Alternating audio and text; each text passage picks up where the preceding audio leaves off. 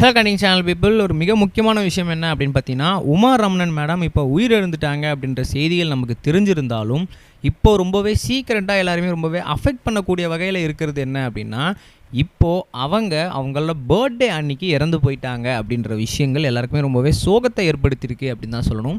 என்ன சொல்கிறீங்க, பர்த்டே அன்றைக்கி எப்படி இறப்பாங்க அப்படின்னு கேட்டிங்கன்னா, எஸ், அந்த அதிர்ச்சி தான் எங்களுக்குமே இருந்துச்சு. அதை உங்ககிட்ட ஷேர் பண்ணிக்கணும்னு தான் நான் இன்னைக்கு கிளம்பி வந்திருக்கேன். நான் பேசிட்ட கேட்க ரெடியாக இருப்பேன் நம்புகிறேன். வாங்க அவர் ட்ராவல் பண்ணிக்கலாம்.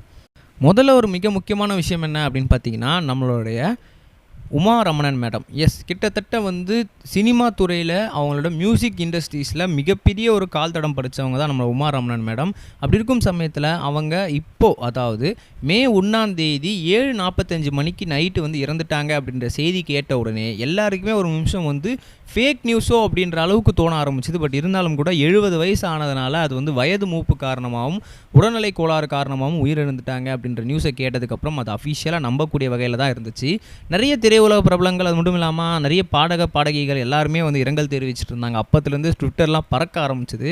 பட் இருந்தாலும் கூட ஓகே, அவங்களோட பர்த்டே டேட் என்ன அப்படின்னு சொல்லி விசாரிக்கும் போது தான் அதுவுமே மே 1 அப்படின்னு சொல்லி எல்லாருக்குமே ரொம்பவே ஷாக்கை ஏற்படுத்தின ஒரு விஷயமா இருந்துச்சு.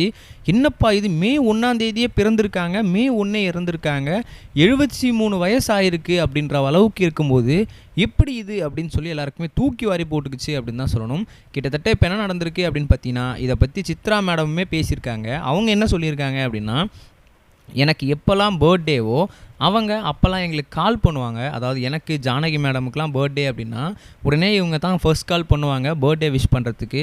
அவங்களுக்கு பர்த்டேனா நான் தான் முதல் கால் பண்ணுவேன். நானுமே கால் பண்ணி விஷ் பண்ணேன். அவங்களோட பர்த்டே செலிப்ரேஷன், பிறந்தநாள் கொண்டாட்டம் எல்லாமே முடிஞ்சதுக்கப்புறம் இந்த மாதிரி செய்தி கேட்டவுடனே எனக்கு ரொம்பவே பதறிடுச்சு. காலையில் தான் நான் அவங்ககிட்ட பேசியிருந்தேன் அப்படின்ற மாதிரி இருந்துச்சு அப்படின்ற மாதிரி சொல்லியிருக்காங்க.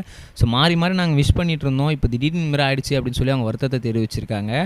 இதோட மட்டும் இல்லாமல் நம்மளோட ரமணன் சார் நேற்று ஒரு வீடியோவில் அவர் வந்து அஃபிஷியலாக லான்ச் பண்ணி பேசியிருந்தார்.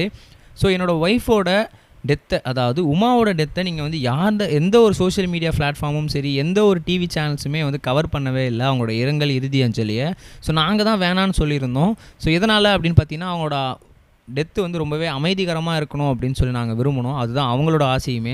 ஸோ அதனால் எந்த ஒரு பிளாட்ஃபார்முமே வந்து எங்களை வந்து இது பண்ண வேண்டாம் அப்படின்ற மாதிரி அவங்க வந்து சொல்லியிருந்தாங்க. ஸோ மற்றபடி வந்து சோஷியல் மீடியா ஃபுல்லாகவே அவங்களோட பிறப்பை பற்றி பேசுகிறது நான் கேள்விப்பட்டிருக்கேன். பட் இருந்தாலும் கூட கஷ்டங்கள் எங்களுக்கு புரிய தான் செய்யுது. பட் இருந்தாலும் கூட ஒன்றும் இல்லை, நீங்கள் வந்து அதே நம்பிக்கையோடு இருங்க, கண்டிப்பாக அவங்க நம்மளை பார்த்துப்பாங்க அப்படின்னு சொல்லி நம்ம ரமணன் சாடம் பேசியிருக்காரு. ஸோ கிட்டத்தட்ட இதை பற்றி தான் social media hot of the டாப்பிக்காக போயிட்டுருக்கு. நம்ம நெக்ஸ்ட் வீடியோ சொல்கிறேன் கைஸ். பை. இது வரைக்கும் கனெக்டிங் டிவிக்கு சப்ஸ்கிரைப் பண்ணனா மறக்காமல் சப்ஸ்கிரைப் பண்ணிக்கங்க. உடனடி அப்டேட்ஸ் பெறுவதற்கு நோட்டிஃபிகேஷன் பெல்லையும் கிளிக் பண்ணிக்கங்க.